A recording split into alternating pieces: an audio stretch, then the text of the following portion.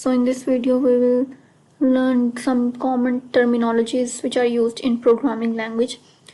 Basically these terminologies are similar in every programming language, whether we use Java, JavaScript or Scratch, visual programming languages or text-based programming languages.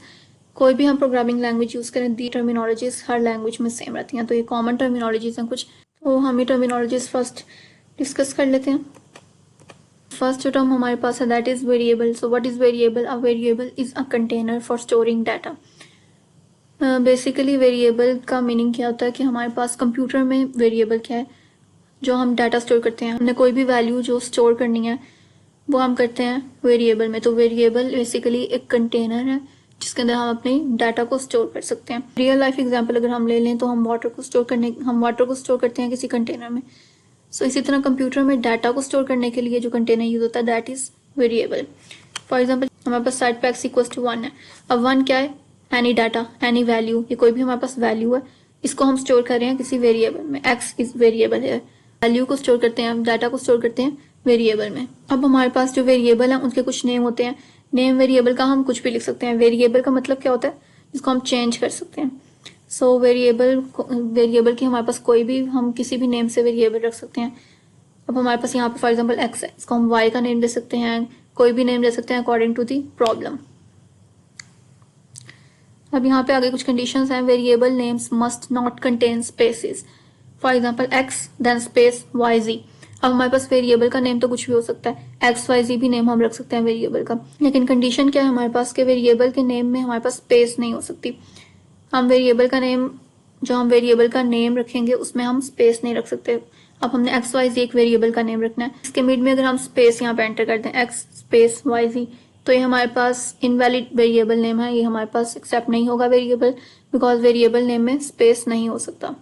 Then variable names can only contain letters, numbers and underscore. अब second condition क्या है? Variable names जो होते हैं वो सिर्फ letters हो सकते हैं, नंबर्स हो सकते हैं या अंडरस्कोर हो सकता है. हमारे पास अंडरस्कोर जो एक सिंबल है, तो हमारे पास वेरिएबल नेम पे लेटर हो सकते हैं, तो नंबर्स हो सकते हैं या अंडरस्कोर हो सकता है. वेरिएबल नेम सेट करते हुए हम इनमें से इनके अलावा लेटर, नंबर्स एंड अंडरस्कोर्स के अलावा कोई भी स्पेशल कैरेक्टर रखेंगे दैट इज नॉट एक्सेप्टेबल.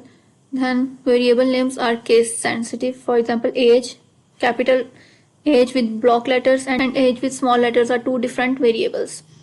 अब इसका क्या मीनिंग है? हमारे पास केस सेंसिटिव क्या होता है? हमने कोई भी वेरिएबल का नेम रख दिया. फॉर एग्जांपल हमने यहाँ पे x रखा, अगर मैं स्मॉल x रख रही हूँ तो वो एक डिफरेंट वेरिएबल है. अगर मैं कैपिटल x रख रही हूँ वो टू डिफरेंट वेरिएबल है. Small x and capital x ये टू डिफरेंट वेरिएबल्स हैं. केस का मतलब क्या होता है? Small case, capital case. AGE and small AGE, ये हमारे पास two different same meaning, same spelling है हमारे पास एज के, बट डिफरेंस क्या है? हमारे पास कैपिटल लेटर्स में है AGE and AGE small letters में. तो ये टू डिफरेंट वेरिएबल्स, हम इसको एक ही वेरिएबल कंसीडर नहीं कर सकते बिकॉज वेरिएबल्स केस सेंसिटिव होते हैं. नीचे फिगर है उसमें इंट एज इक्वल्स टू 16. 16 हमारे पास क्या है? एक वैल्यू है, कोई भी data.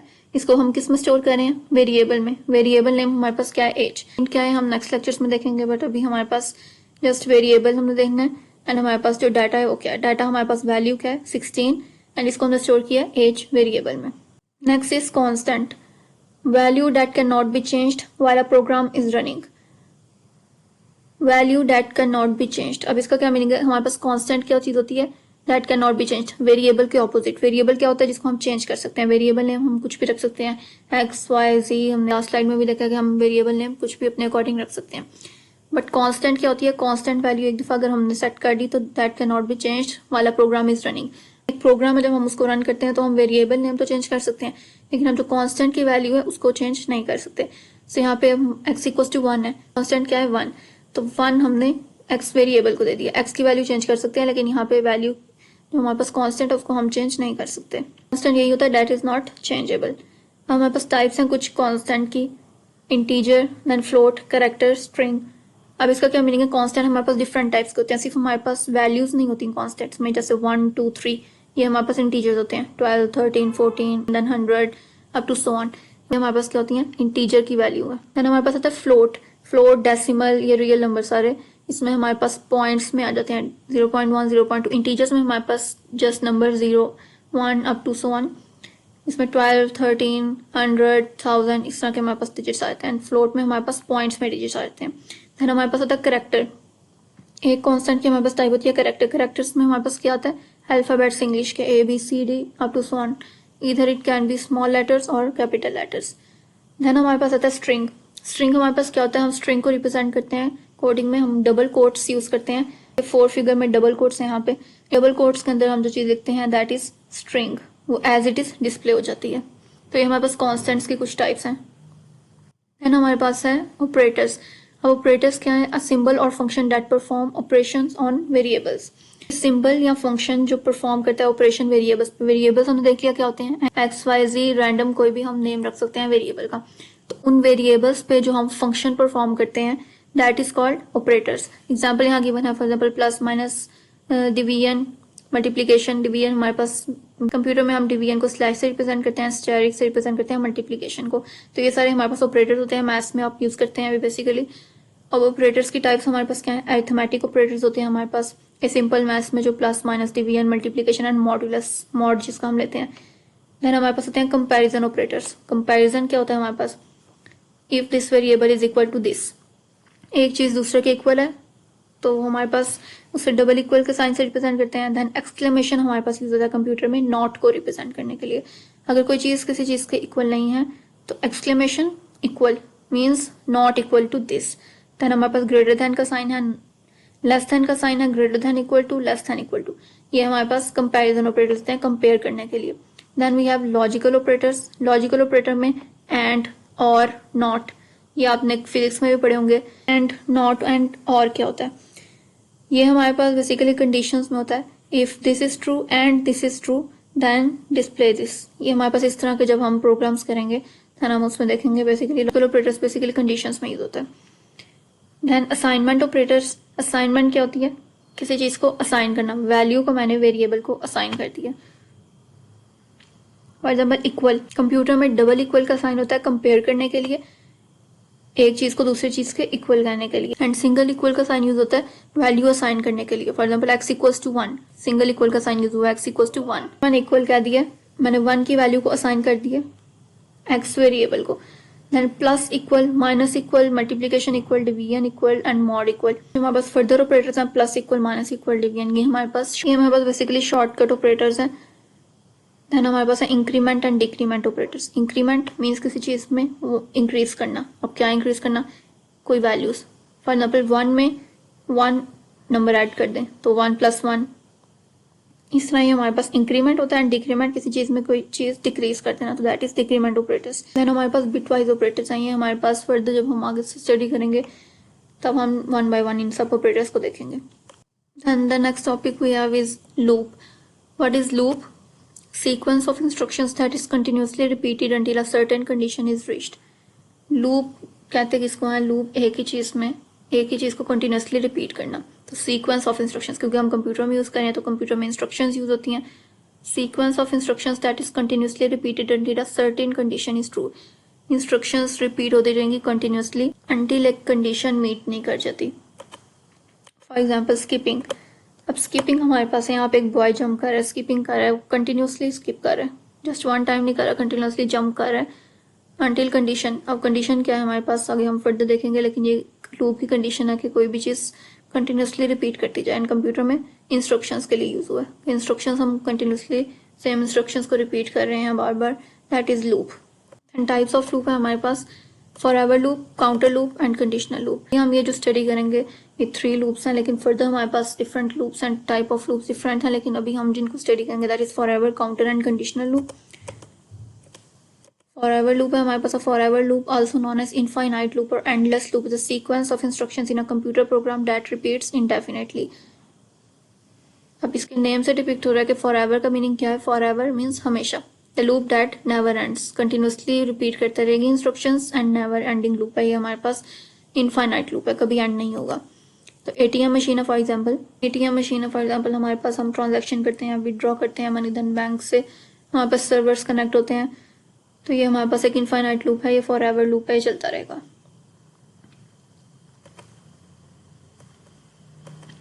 Then we have counter loop, a block of code that is repeated a specific number of times। Forever loop तो हमारे पास जो नेवर एंडिंग लूप है, नाइट टाइम्स रिपीट करता है, मीन्स चलता रहता है, कभी एंड नहीं होता। एंड काउंटर लूप है हमारे पास, कि इंस्ट्रक्शंस रन तो हो रही हैं लेकिन एक स्पेसिफिक नंबर ऑफ टाइम्स के लिए हमारे पास टाइम गिवन होता है कि इस टाइम तक ये लूप रन करेगा and then after that it will stop.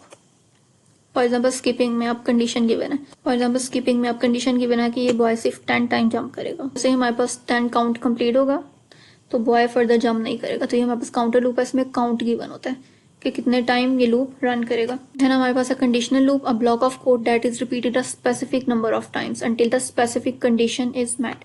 अब काउंटर एंड कंडीशनल में क्या डिफरेंस है? काउंटर में हमारे पास एक काउंट गिवन है कि इतने टाइम ये लूप रन करेगा, फॉर एग्जाम्पल 10 टाइम्स 20 टाइम्स, उसके बाद लूप एंड हो जाएगा। लेकिन कंडीशनल में हमारे पास कंडीशन गिवन है, इसमें भी एक स्पेसिफिक नंबर ऑफ टाइम तक चलना है, फॉर एवर नहीं चलना, लेकिन इसमें हमारे पास कंडीशन होती है। फॉर एग्जाम्पल ये एक स्टॉप वॉच है हमारे पास, इसका एक नॉब है ऊपर, तो ये हम नॉब प्रेस करेंगे साथ ही हमारे पास स्टॉप वॉच चलना शुरू हो जाएगी। एंड जैसे ही हम उसको, कंडीशन क्या है कि हमारे पास स्टॉप वॉच चलती रहेगी, टाइम काउंट होता रहेगा जब तक हम नॉब अगेन प्रेस नहीं करेंगे। जैसे ही हमने नॉब प्रेस किया तो स्टॉप वॉच विल स्टॉप और ये लूप एंड हो जाएगा। तो इसमें हमारे पास कंडीशन गिवन होती है। अब नेक्स्ट हमारे पास है जो हमने स्क्रैच स्टार्ट करना है, उसका हमारे पास इंटरफेस गिवन है। इस इंटरफेस में हमारे पास सबसे पहले राइट साइड पे हम देखते हैं विजुअल प्रोग्रामिंग लैंग्वेज है, तो इसको थोड़ा सा अपीलिंग और अट्रैक्टिंग बनाने के लिए हमारे पास कुछ कैरेक्टर्स यूज होते हैं।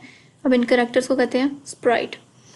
एंड जहाँ ये जो हमारे पास बैकग्राउंड है इसका white box, that is stage. Sprite के पीछे जो बैकग्राउंड है दैट इज स्टेज। इस स्टेज को हम सेट कर सकते हैं, इसका साइज यहाँ पे जो ऊपर ऑप्शंस गिवन है इसके अकॉर्डिंग हम स्टेज के साइज को सेट कर सकते हैं। एंड हम स्प्राइट चूज कैसे करते हैं? सिर्फ हमारे पास एक कैट नहीं है, एक करेक्टर, हमारे पास डिफरेंट करेक्टर्स होते हैं। यहाँ पे कैट का सिंबल है, इसको क्लिक करते हैं एंड हमारे पास डिफरेंट करेक्टर्स ओपन हो जाते हैं। देन हमारे पास है बैकड्रॉप। अब ये जो हमारे पास स्टेज है ये जस्ट वाइट नहीं रहता, यहाँ पे हम अपने अकॉर्डिंग बैकड्रॉप सेलेक्ट कर सकते हैं, डिफरेंट बैकग्राउंड सेलेक्ट कर सकते हैं। वो हम यहाँ से सेलेक्ट करते हैं राइट बॉटम पे, यहाँ पे नीचे चूज अ बैकड्रॉप, यहाँ से हम बैकड्रॉप सेलेक्ट करते हैं according to our problem. Then हमारे पास है, देन अब हमारे पास लेफ्ट साइड पे यहाँ पे है कोड टैब। ऊपर यहाँ पे कोड, कॉस्ट्यूम्स एंड साउंड, ये 3 डिफरेंट टैब्स हैं। ये हमारे पास होता है कोड टैब। जब हम इसको क्लिक करते हैं तो हमारे पास यहाँ पे सारे कोड्स अपीयर हो जाते हैं, तो हम कहते हैं ब्लॉक पैलेट। सारे कमांड्स हमारे पास, सारे कोड्स इसमें हमारे पास गिवन होते हैं इस ब्लॉक पैलेट में। यहाँ पे हमारे पास है कॉस्ट्यूम्स। कॉस्ट्यूम्स हम खुद डिजाइन कर सकते हैं इस करेक्टर के लिए, स्प्राइट के लिए। और हमारे पास है साउंड टैब्स। अब हमारे पास इस प्रोग्रामिंग में, क्योंकि विजुअल प्रोग्रामिंग है, तो इसमें हमारे पास इसको आई कैचिंग बनाने के लिए हमारे पास साउंड्स भी यूज होती हैं, तो हमारे पास साउंड टैब में होती हैं सारी साउंड्स। देन हमारे पास नीचे है एक्सटेंशन लाइब्रेरी। एक्सटेंशन लाइब्रेरी में हमारे पास फर्दर एडिशन कुछ फीचर्स होते हैं, वो हमने ऐड करने हैं, तो एक्सटेंशन लाइब्रेरी से हम वो ऐड कर सकते हैं। देन हमारे पास स्क्रॉल बार है, ये ऑलरेडी सबको पता है कि ये स्क्रॉल बार इसको कहते हैं। देन हमारे पास अब ये जो कोड है इसको हम कैसे राइट डाउन करते हैं स्क्रैच में कोड। ये हमारे पास जो white area, this is code area और स्क्रिप्ट एरिया।